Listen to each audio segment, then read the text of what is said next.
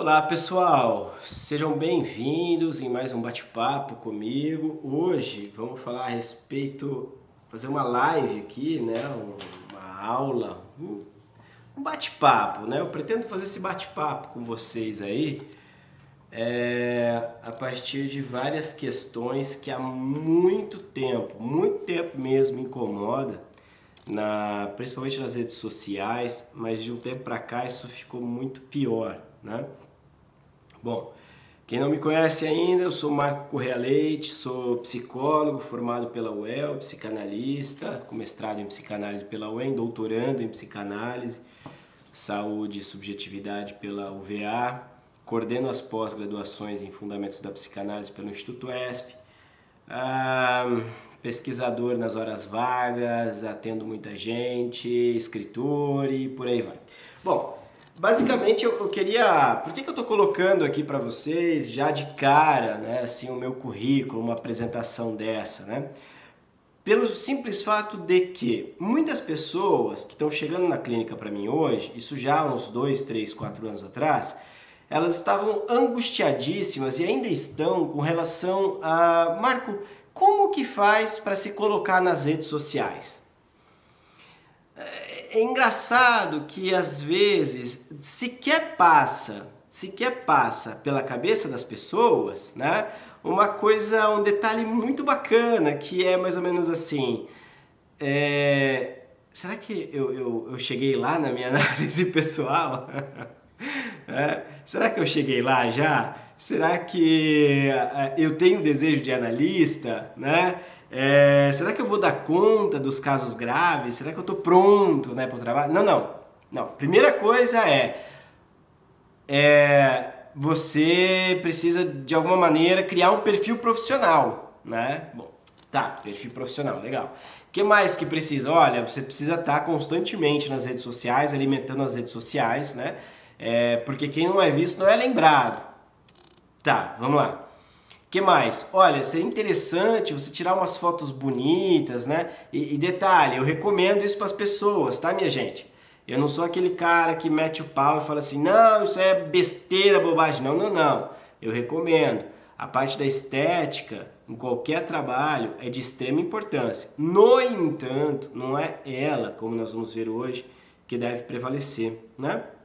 Então, assim, às vezes as pessoas começam lá, pagam caro, né, por agências de publicidade, agências de marketing, né, fazem cursos e mais cursos ali de mentoria, coach, de como ter vários pacientes, de como ter lá o seu primeiro milhão e por aí vai. Só uma historinha pessoal aqui. Há um tempo atrás eu conheci uma mulher, ela fez alguns cursos com a gente aqui antes de ser ESP, né? E ela ficou muito encantada com o discurso daquele pessoal lá se eu não me engano é Primo Rico, né? E eu falei, olha, cuidado, que aí tem, né, tem alguma coisa aí. Não tem. Agora, parece que recentemente foram demitidas não sei quantas pessoas, né? E mais um montão de gente está entrando ali querendo saber o que está acontecendo afinal de contas, né? Porque parece que o sonho dourado não era para todo mundo, como aparentemente isso era vendido. Para o campo da saúde mental, da mesma forma. Minha gente, quem quer se destacar nesse trabalho, tá? No trabalho de analista, no trabalho de psiquiatra, psicólogo, como vocês queiram, primeiro, é preciso comer o arroz com feijão, né? É preciso fazer o beabá.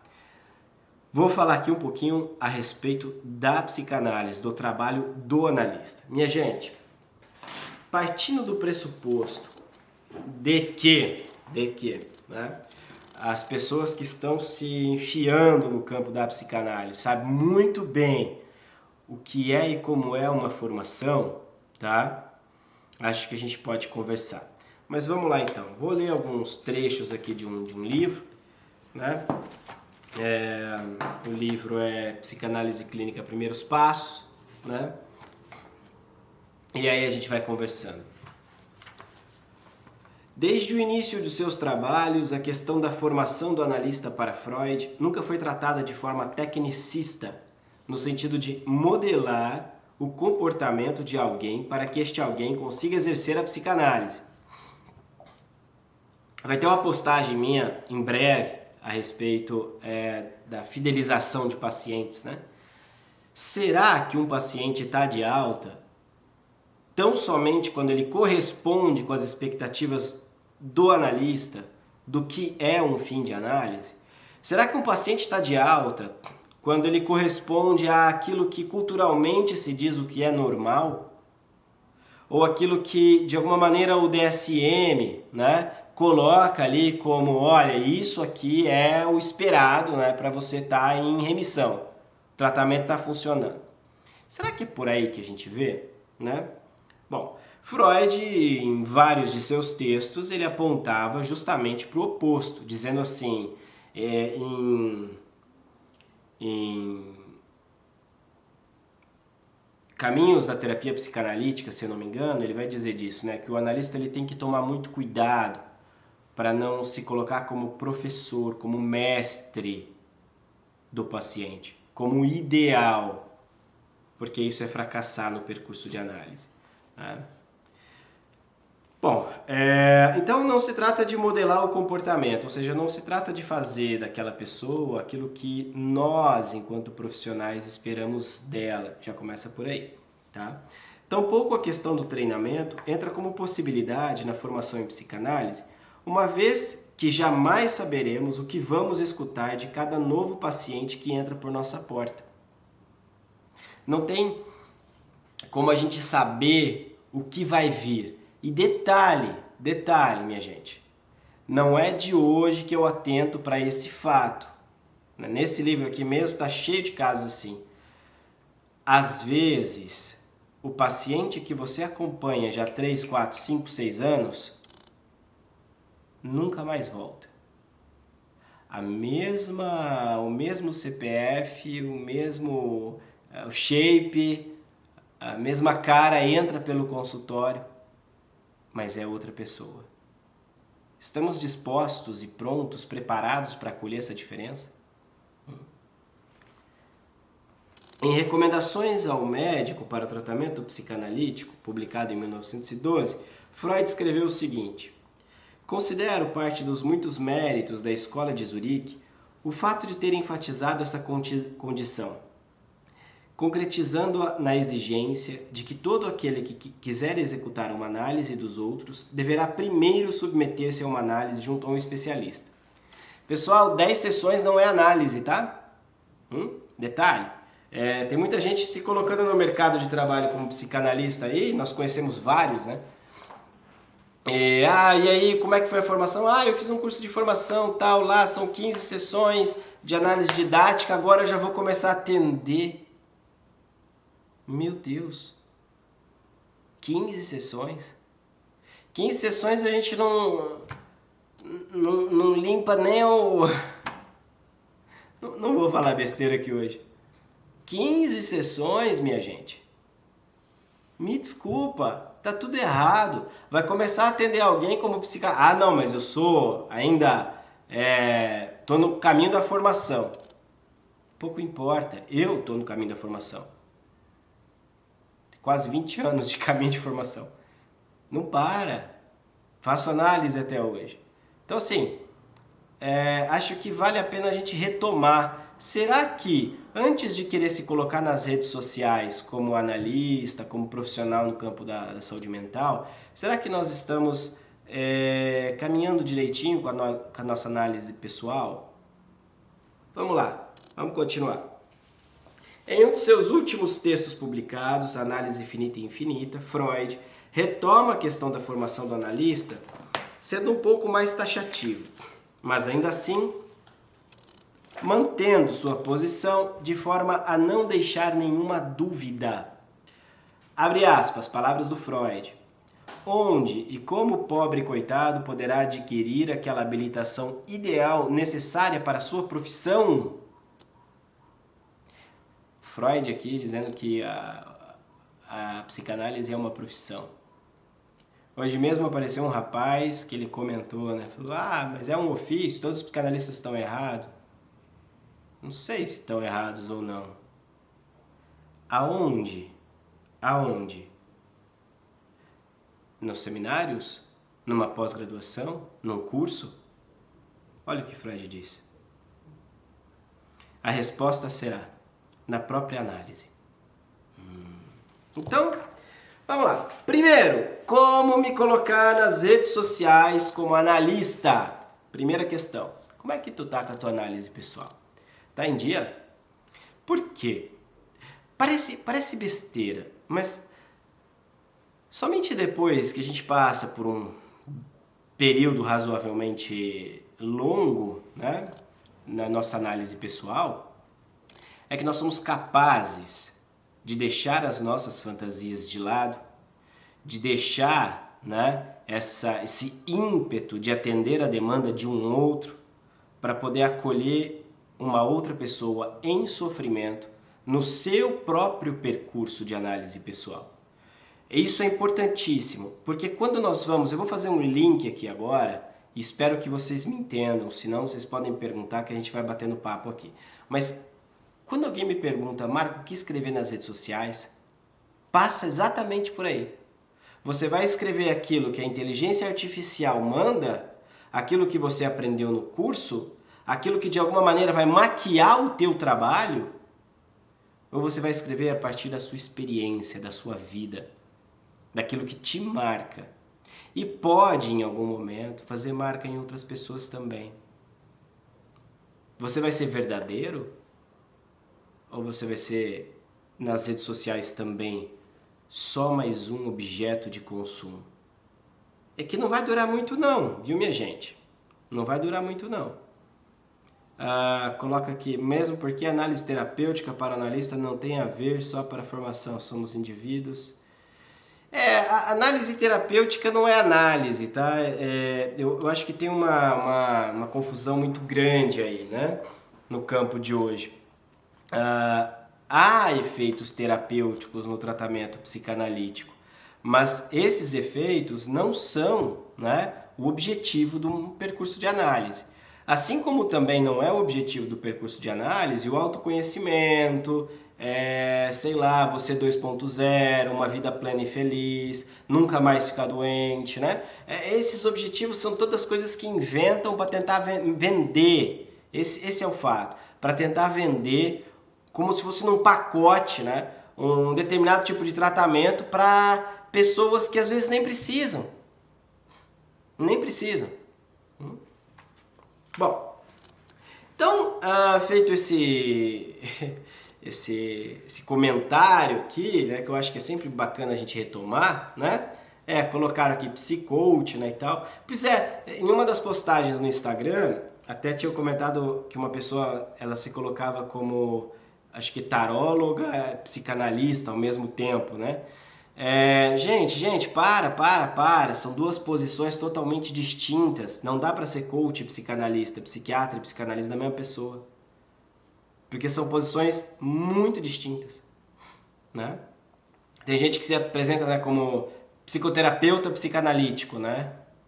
Bom, boa sorte. Agora, a fundamentação disso tem lá suas raízes em algumas escolas de tradição inglesa, né? Tudo bem. O Winnicott mesmo dizia assim, bom, para os neuróticos vamos trabalhar com a psicanálise, agora para a criança e para outras situações a gente vai ter que fazer outra coisa. Eu acho que hoje, em 2023, não é por aí. Mas, ao mesmo tempo, o analista que vai se colocar nas redes sociais, e daí também a importância da análise pessoal, tem que estar minimamente advertido que, mesmo o tratamento tendo sido eficaz para ele, não quer dizer que vai ser eficaz para todos. E mais, né? Tem gente que não precisa de análise. Tem gente que basta 10, 15 encontros e já está bem. Nem entrou em análise e foi embora feliz. Acho que vale a pena a gente se perguntar o que a gente pode oferecer como analistas de uma maneira geral. Vamos lá. Para quem tem o livro aí em mãos, Psicanálise Clínica Primeiros Passos, né? Tá aqui, ó. Vocês podem pegar e acompanhar a página 13, tá? Em 1905, Freud afirmou que a psicanálise é um procedimento de cura para aqueles que não encontraram em outros tratamentos um alívio significativo para seus sofrimentos. Detalhe, a psicanálise como procedimento de cura, ela implica necessariamente que aquela pessoa que procura o analista deva estar doente. A questão que nós temos trabalhado, aí não sei quem está acompanhando meu trabalho ou não, né? Nos meus seminários, que inclusive vai começar um agora pelo ESP, né? É fazer o diagnóstico diferencial bem feito. Será que isso que o paciente se queixa tem alguma coisa de ordem inconsciente ou não? Isso faz toda a diferença, né? Porque, veja bem, tem muita gente que fala assim, traga o seu amor de volta em 10 sessões, né? Já ouvi isso já. Nem todo problema amoroso é um problema analítico, às vezes a pessoa é um filho da puta mesmo, né? A questão é que talvez você numa relação com o filho da puta, você de alguma maneira sofre, ao invés de, bom, vamos botar um ponto final aqui, né, tal. Aí talvez uma análise, né, seja possível aí, mas ainda assim, nas entrevistas preliminares, nas primeiras sessões, que vão ter que durar o quanto for necessário, né, vai se investigar se esse impasse tem algo de inconsciente aí ou não. Ou seja, como diz Lacan, tem algo de um pedaço da história reprimido, esquecido, que não vem à cabeça e se repete em ato. Se tem algo disso ou não. Mas para isso é preciso muito trabalho, né? Ainda segundo Freud, né, um texto de 1905 sobre psicoterapia, que inclusive é o primeiro texto que nós vamos estudar de Freud no seminário esse ano pelo ESP, tá, gente? Quem tiver interesse aí pode procurar o pessoal do ESP, @esp.brasil, né, no Instagram. Pessoas que estavam incapacitadas de viverem uma vida em que fosse possível amar e trabalhar de forma satisfatória. Vocês querem ver que interessante? 2010, 2012 mais ou menos, fizeram um estudo, né? Esse é um dos artigos que eu já trouxe aqui nas redes sociais para vocês, no Instagram aqui, onde submeteram pacientes a 2 grupos de tratamento. O primeiro grupo era com psicanálise, o segundo grupo não era com psicanálise, né? Era com tratamento padrão lá no Reino Unido. Esses pacientes, eles acabaram dentro dessa pesquisa porque foram refratários a outros tratamentos. Então eles passaram por pelo menos 2 outros tratamentos, né? 2 outras tentativas de tratamento que não tiveram sucesso, tá? Então aí colocaram esses pacientes para serem tratados com psicanálise e com outras modalidades de tratamento. Quase 100 anos depois, mais de 100 anos depois, né, na verdade, que em 1905, essa pesquisa confirma, né, a tese de Freud, de que a psicanálise é para esses caras aqui. Porque 40% dos pacientes tratados com psicanálise saíram do quadro de depressão maior, não estavam mais como deprimidos. Talvez possamos pensar a cura aí. Enquanto no outro grupo, apenas 10%. Apenas 10%. A coisa fica um tanto quanto mais interessante porque eram pacientes refratários a outros tratamentos. Notem que a importância que nós temos que dar para a psicanálise hoje é a mesma importância que Freud dava. Às vezes é só um problema de memória, às vezes é um problema de hipotiroidismo, às vezes é um câncer, às vezes é um AVC, não sei. Diagnóstico diferencial, minha gente, no nosso campo de trabalho, é tudo, faz toda a diferença. E a gente vai encerrar o nosso bate-papo de hoje entrando nesse aspecto que para mim é excepcional. Vamos lá, continuando aqui. Sendo a psicanálise um tratamento, ou seja, não é um procedimento estético, né? Não é um procedimento simplesmente para você se conhecer ou para você melhorar um pouco a tua vida ou para você ser a sua versão 2.0, ou para você nunca sofrer. Esses dias eu encontrei nas redes sociais aí, né, me mandaram, faça psicanálise para pastores, né? Faça psicanálise, tenha uma renda extra, ajude os seus fiéis e faça o seu pé de meia para aposentadoria. Aqui na minha cidade tem um grupo que forma psicanalistas e certa vez o pessoal foi comprar o divã, né? E quando chegaram para comprar o divã usado, né? Uma outra instituição que eu participava um tempo atrás, perguntaram para a pessoa, pô, mas como assim, você tem o consultório todo montado, né, e não usa, tal, vai vender? Ele falou, faz 3 anos que está montado aqui, eu tive 2, 3 pacientes só até hoje. A conversa acabou por aí. Por que será? Será que é porque não divulgou nas redes sociais? Ou será que não havia ali o desejo de analista? Minha gente, eu acho que só se pegar essa parte da live já pegou tudo, né?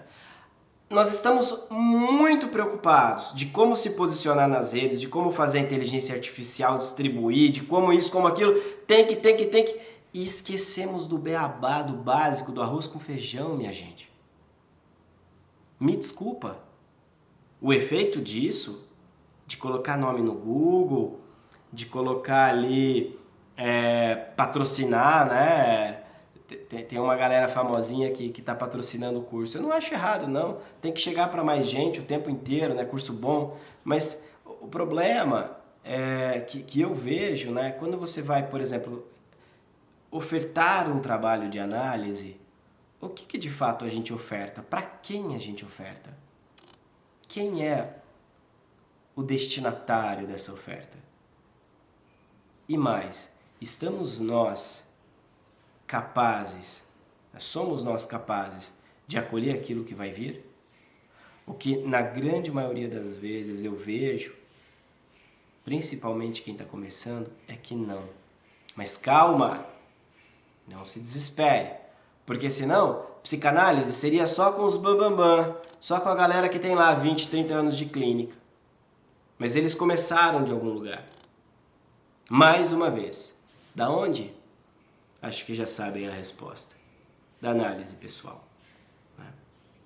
Bom, sendo a psicanálise um tratamento, como tal, produz e promove algo que podemos nomear de uma cura.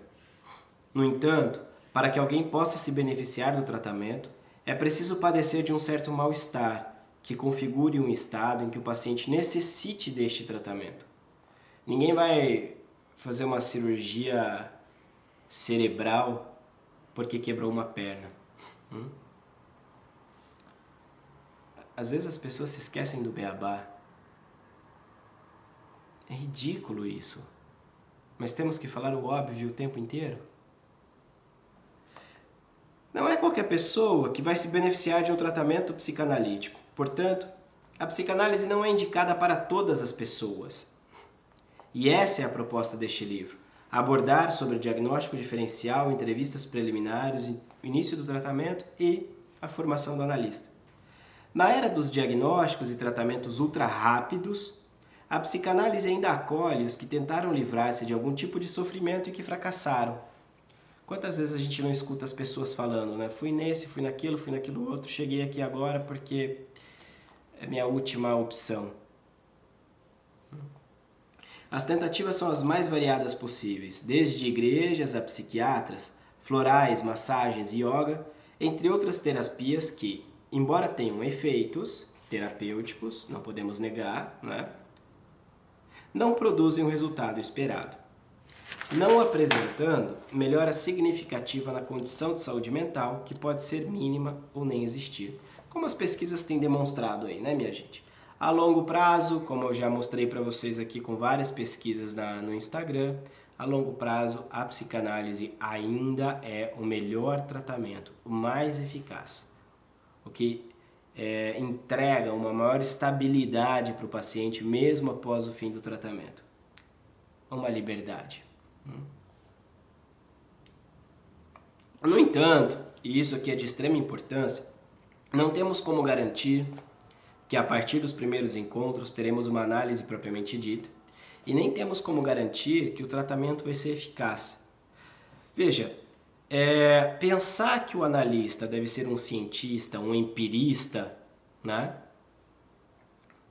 radical, significa necessariamente que o analista, ao receber um paciente, por mais que tenha 10 mil pacientes que ele recebeu que se beneficiaram do tratamento, talvez aquele não se beneficie. Por quê? Porque vai ser sempre uma nova experiência. A experiência analítica, ela rigorosamente é impossível de você repeti-la. Uma história, uma vida, uma sessão. No entanto, os efeitos terapêuticos que uma análise produz podem ser mensuráveis. Afinal de contas, quando uma pessoa chega extremamente angustiada para o analista e ali em um mês mais ou menos a angústia já se dissipou, vindo 2, 3 vezes na semana, o que aconteceu ali? Então, quando o paciente está numa depressão grave e de repente ali com um trabalho a longo prazo, 6 meses, 1, 2 anos, né? Nossa, Marco, mas 2 anos demora muito. Pois não é por acaso que as pessoas estão cada vez mais deprimidas, porque estão apostando em tratamentos rápidos para algo que empiricamente, cientificamente já se verificou que não funciona. O que funciona para algumas modalidades de patologia, de psicopatologia, é justamente o tratamento prolongado, o acompanhamento a longo prazo, né? Bom, o que nós podemos ofertar então? Essa é uma boa pergunta, né? Já que estamos falando de rede social, de como se colocar nas redes, no mercado, de uma maneira geral, o que nós podemos ofertar como analistas? Gente, nós não podemos ofertar uma cura, porque nós não sabemos o que vai se produzir ali, certo? Mas nós podemos ofertar uma escuta, um espaço de fala. E nesse espaço de fala, o paciente pode de repente se escutar e a partir dali produzir uma diferença. E de pouquinho em pouquinho, o que vai acontecer? Simples. Esse paciente muito provavelmente vai indicar outros pacientes para você. E aí vai crescendo a rede. Ah, Marco, mas demora demais. Um bom trabalho realizado diz muito, né? Um mau trabalho mal feito. Qual o efeito disso para alguém que está começando? Bom,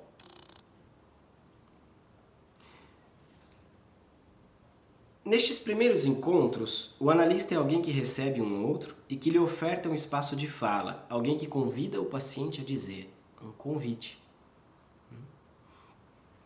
Tem-se que considerar alguns pontos.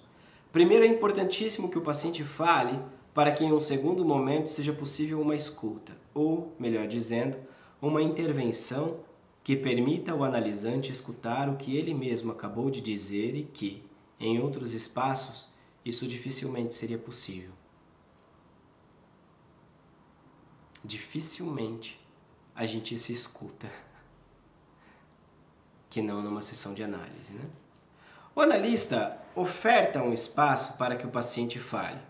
Mas como isso se dá? O início do tratamento é muito simples. Vamos lá, por que eu estou falando isso aqui, gente? Porque eu estou voltando no beabá com vocês. Se vocês querem se colocar de fato no mercado de trabalho como analistas, e a gente não fizer direitinho o beabá, e tiver tudo bagunçado na teoria, naquilo que fundamenta a nossa prática, como é que vai andar? Como é que você vai pagar suas contas? Tem que pagar as contas, tem que trabalhar, tem que gerar dinheiro, né? Tem que. E quanto melhor você trabalhar, geralmente, né? melhor você vai ser recompensado financeiramente por isso. Isso é lógica. Agora, quando a pessoa se coloca aí para atender como analista, né? E ali não levou a análise, né, no mínimo necessário, que, vamos lá, o mínimo necessário é muito mais do que 10 sessões. Qual é o mínimo necessário da análise? Vocês sabem dizer? É produzir um analista. Só quando produz um analista é que essa pessoa vai estar apta, segundo Freud e Lacan, para receber outros no consultório. Aí nós vamos ter que fazer mais umas 10 lives para saber o que afinal de contas é esse negócio que a gente chama de analista, né? Mas basicamente a gente consegue verificar que produziu um analista quando no decurso de uma análise, no percurso de uma análise, chega-se a um determinado ponto aonde o próprio analisante diz que houve ali uma série de retiradas de predicados, onde ele já não mais se encontra preso a corresponder à demanda do outro, onde ele não mais está, de alguma maneira, acreditando ser sequer um psicanalista, onde ele consegue colocar o ser de lado e escutar o outro sem responder a partir das suas fantasias. Aí sim nós estamos diante do analista. Ah, Marco, mas eu tô longe disso na minha análise pessoal. Como é que você sabe? Não acabei de falar que a experiência é de cada um, do um por um? Como é que você sabe que está longe disso? E outra, não é porque uma vez isso acontece que nunca mais vai acontecer. É um processo, é um percurso. Vem predicado, tira predicado. Vem predicado, tira predicado. A mãe falou. De repente aparece a fala do pai. O pai. De repente do periquito. De repente do papagaio. De repente do gado, cachorro, dos filhos. E aí você vai verificando esse processo de desfazer-se em análise, para poder acolher o outro na sua dimensão mais humana, que é a do sofrimento. Sofrimento esse que pode ou não ter uma determinação inconsciente, que geralmente, quando tem uma determinação inconsciente, nós vamos dizer que esse sofrimento é desnecessário. Pode ser curado. Pode ser de alguma maneira extirpado. Esse plus, esse excesso de sofrimento. Que haja sofrimento na vida humana, tudo bem. Que haja dor, que haja pesar. Ninguém sai de uma análise vacinado disso. Mas ao mesmo tempo, ficar nesse lugar de dor, de pesar, de sofrimento. Bom, isso me cheira a uma patologia, não uma real condição de existência. O analista oferta, então, um espaço para que o paciente fale. O início do tratamento é muito simples. Se você está querendo começar a atender como analista, ou está atendendo e está nos primeiros atendimentos, nos primeiros anos da sua clínica, se atente a isso aqui. Que talvez isso nunca ninguém falou para você. Talvez. Espera-se que o analista pergunte ao paciente, desde as primeiras sessões, sobre os motivos que o levaram a procurar ajuda. Para dar alguns exemplos, pode-se perguntar: o que está acontecendo com você? Por que me procurou? O que espera do tratamento?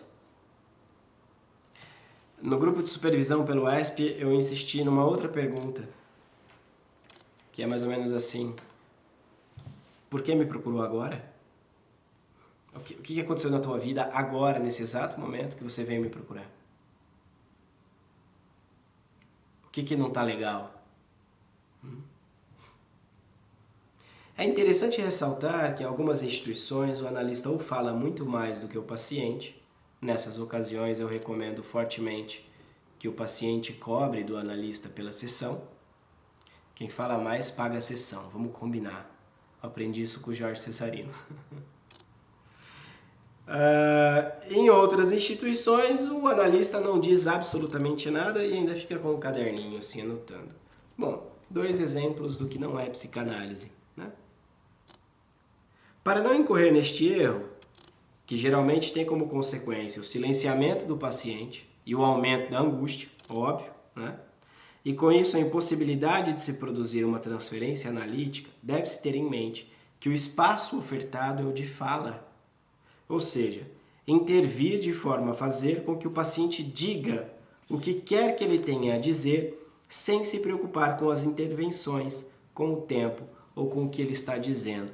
Aqui nós temos já desde as primeiras sessões da análise um início do tratamento. Uma certa pré-associação livre de ideias. E vai ser nesse instante aonde o paciente, ao começar a falar de coisas desconexas, mas que de alguma maneira estão interligadas, e ele percebe isso, é aí que você vai dizer, bom, talvez aqui haja condição para análise. Uma das condições para análise, inclusive é essa. Nos primeiros encontros, procura-se fazer com que as intervenções tenham o efeito de produzir algo que seja uma demanda analítica. Veja, uma demanda analítica não começa. O paciente não chega, eu tenho uma demanda de análise. Não. Isso é uma queixa, isso é uma vontade, é alguma coisa. A demanda analítica vai ser aquilo que o Freud disse que, inclusive, o analista não vai responder a ela. Não é porque o analista é ruim, ou não presta, ou é sádico. É porque é impossível. A demanda de análise é mais ou menos assim. Eu espero que você seja aquilo que me falta para me completar.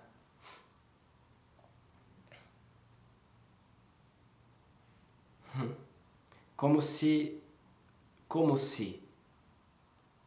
o fim do sofrimento estivesse relacionado a uma suposta completude. Podemos dizer então com Lacan que no fundo toda demanda é uma demanda de amor. Agora, como se estabelece essa relação de amor? Como é a maneira única, particular, singular de amar dessa pessoa que nos procura? Aí, minha gente, não adianta recorrer para o livrinho As 1001 Formas de Amar. Ah, porque o meu marido ama dessa maneira, eu amo dessa outra. Me desculpa. Em quase 15 anos de clínica, nunca ouvi 2 pessoas amarem da mesma maneira. Nunca ouvi. Que tenham coisas semelhantes, por exemplo, fulano gosta de carinho, tá, gosta de carinho. Faz carinho? Não, não faz carinho. Fulano quer... tá. O que a gente consegue verificar, na verdade, é que por trás dessas infinitas possibilidades de amar, existe uma lógica que serve para todos, que é mais ou menos assim. Eu vou tentar fazer de tudo que eu acredito que me falta para que talvez esse outro faça também por mim. Faz sentido? Eu me faço daquilo que me falta e ofereço ao outro. E o outro se faz daquilo que falta para o outro. E aí ninguém se encontra, né? Porque o que falta para um não é o que falta para o outro. E aí nós temos as milhares de possibilidades de amar. E vamos lá, convenhamos, né? O que trata a psicanálise? Do começo ao fim, só de amor. E dos problemas que o amor causa. Vamos lá. Amar não é flor que se cheire, não. Bom, nos primeiros encontros, procura-se fazer com que as intervenções tenham o efeito de produzir algo que seja uma demanda analítica, que aponte para um sofrimento que insiste e que, por mais que se conheça o sentido, ou os sentidos, né, que a gente costuma dar para aquilo que a gente sofre, o sofrimento não cessa. Não sei se vocês já chegaram nessa conclusão bem básica e idiota, né, de que saber não resolve nada. Você sabe, alguém vem e te fala, então tá, é por causa disso, beleza, tal, acabou o sofrimento. Não. Isso volta. Isso retorna. Então, é como se saber sobre si mesmo, ó o problema até esqueci o nome agora, do autoconhecimento, né? Saber sobre si mesmo não muda porra nenhuma, pelo contrário. É ainda mais alienante. Porque quanto mais você acredita em você mesmo, naquilo que você é, naquilo que você pode, naquilo que você deve, nos predicados que você de alguma maneira construiu e fixou na tua pele, mais dor isso vai te trazer. Mais preso você vai estar. Estão vendo o porquê que o analista deve ser aquele que passou pela experiência do descer para acolher um outro no percurso? Não é por acaso. Né? Bom, é como se o paciente fosse levado a reconhecer uma certa impotência diante desse mal-estar. Por mais que se faça, por mais que se saiba, por mais que se estude, por mais que se leia, a coisa continua. Isso, é claro, em se tratando da clínica das neuroses. Reconhecer sua impotência não é o mesmo que reconhecer a impossibilidade. Tem uma diferença aqui. O que deve ficar evidente é que o paciente possa se descobrir como alguém. E o analista deve sempre apontar para a singularidade, retirando os excessos pela via do dizer, como nos aponta Freud, ao comparar a psicanálise com a nobre arte do escultor, em oposição à nobre arte do pintor. Minha gente, sempre que vocês virem no Instagram um perfil ou nas redes sociais, ou alguém vir falar para você, coloca aqui 10 postagens falando faça isso, faça aquilo, faça isso, faça aquilo, foge, porque estão dizendo o que você deve fazer sem considerar todo o arcabouço da psicanálise, da teoria, da ética, do trabalho analítico, que reconhece que não existem dois iguais, que reconhece a particularidade, a singularidade, que está no caso a caso. Não sei se vocês estão entendendo a lógica de falar das primeiras sessões para auxiliar alguém a se colocar nas redes sociais.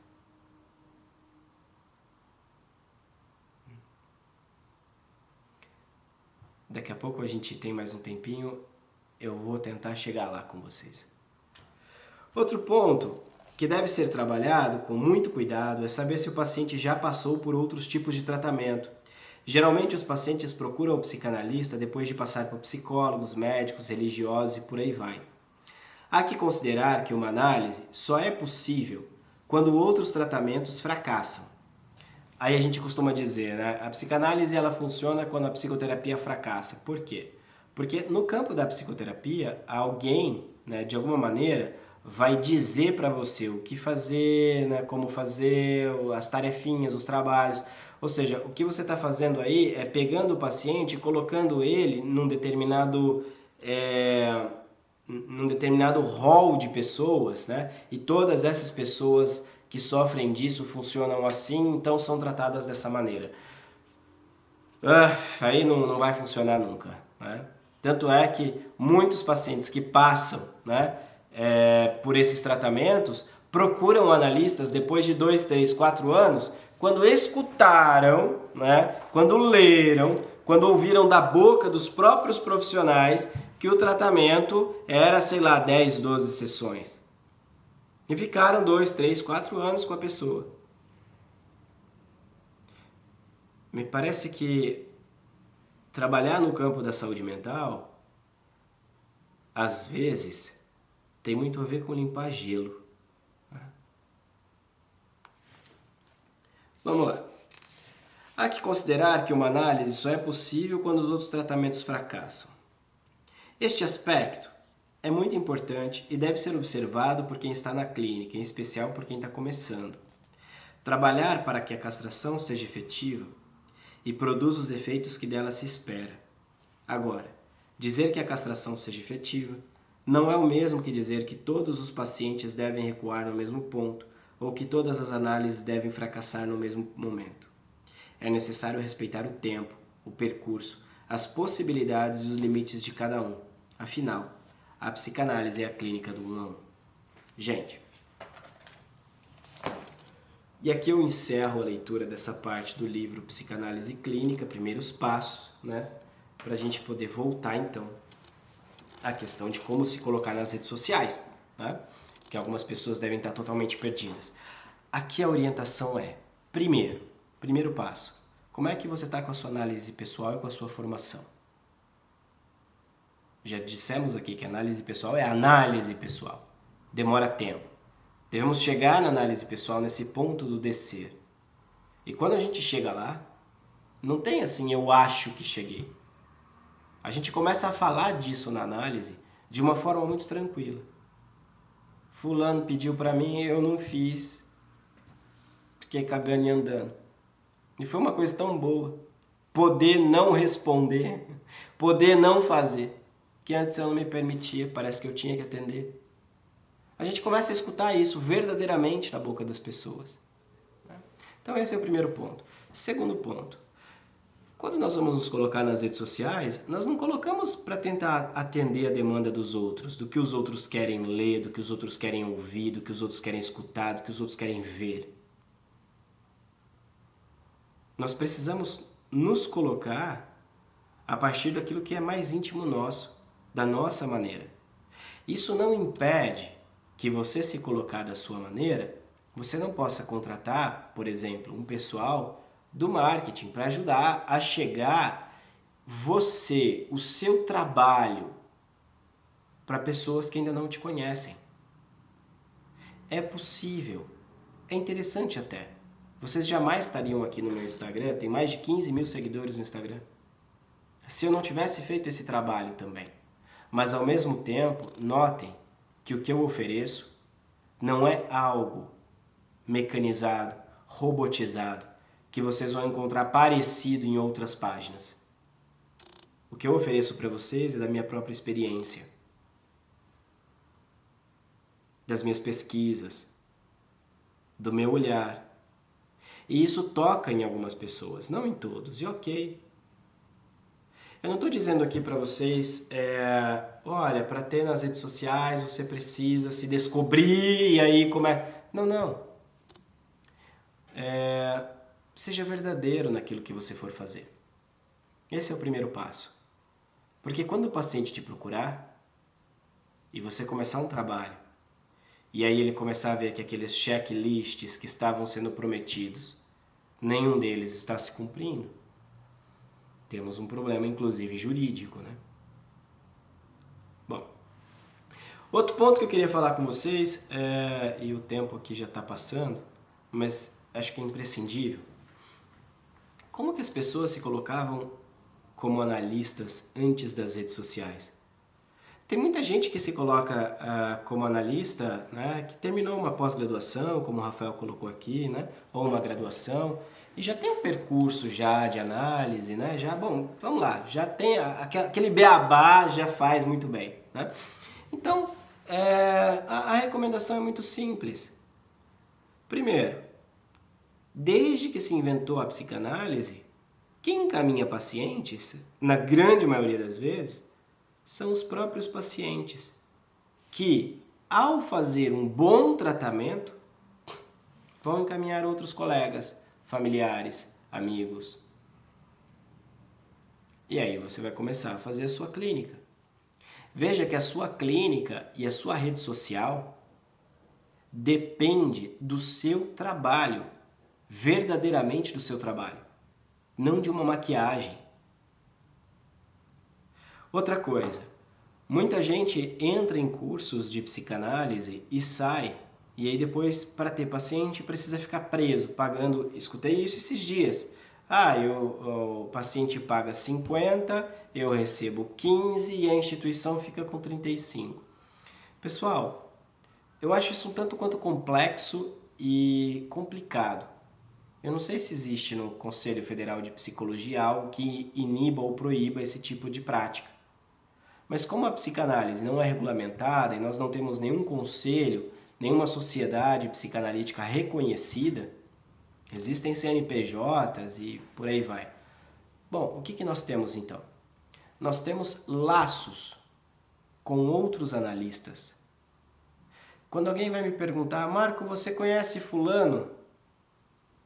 Eu falo assim, olha, não conheço. Isso não quer dizer que é bom ou ruim, mas eu sugiro que você pergunte para mais umas 3, 4 pessoas. Eu vou contar um caso aqui para vocês da minha experiência.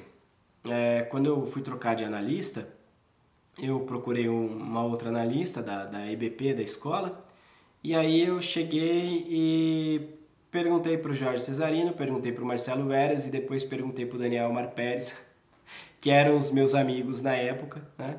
E todos eles falaram a mesma coisa da analista que eu acabei escolhendo e fazendo análise até hoje, faço análise até hoje. 3 pessoas. Quando vocês forem escolher uma instituição para trabalhar a formação ou para fazer esses pares, escute de outras pessoas que estão fora dessa instituição.